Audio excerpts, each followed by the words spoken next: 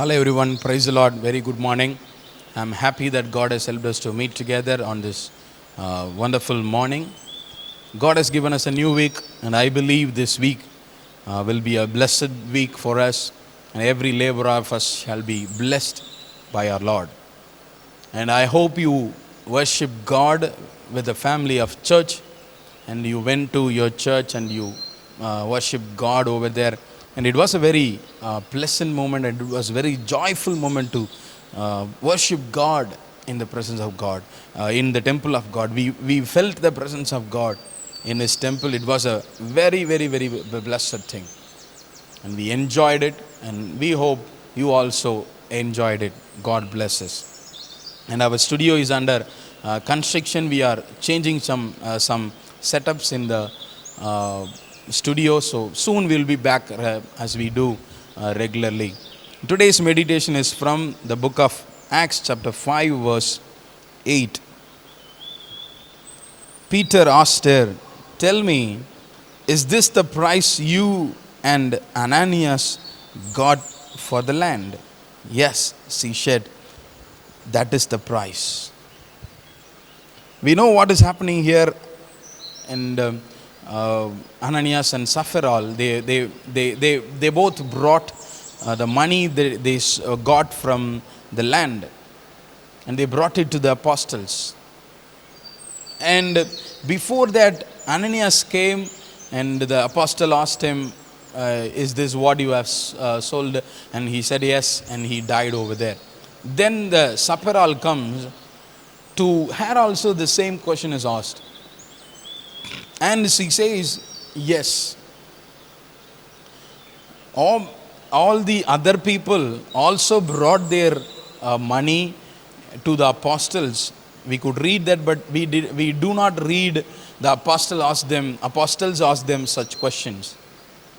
But here specifically, Apostle Peter is asking Sapphira, "Is this what you sold for?" And she said, "Yes, this is it. This is what I sold for." What does it tell to us? Apostle Peter particularly asked her, "Is this what you sold?"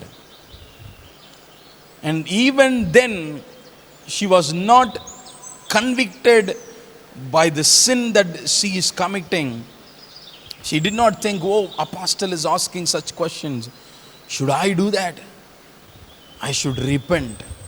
Because he is particularly asking it. He might have asked some other questions, but he particularly asked her, "Is this what you are doing?" She said yes. My dear brothers and sisters, so many times when God rebukes us through His people, when God rebukes us through His word, we become dumb to listen to God. It does not affect us. It does not pinch us. It does not poke us. Why? Because we are familiar with the sin. We are comfortable with the sin. When we do it first, when we commit it first, it looks very, very ungrateful or very, very unpleasant in the sight of God. In the sight of us.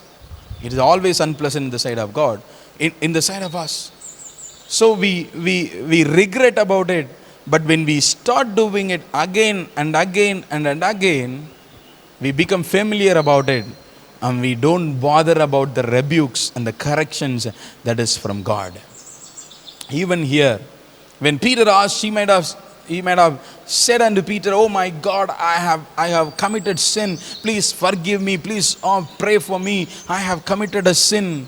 Oh apostle, this is not what we have sold for. We have kept something. I will bring that also." She might have said that, but she was very comfortable with the sin she was committing. It is not about just lies.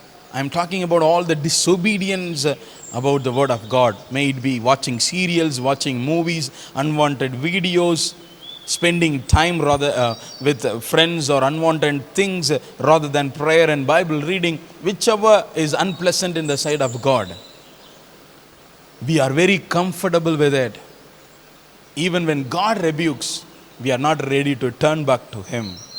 My dear brothers and sisters, It is true that everyone would fall, but I want to encourage you.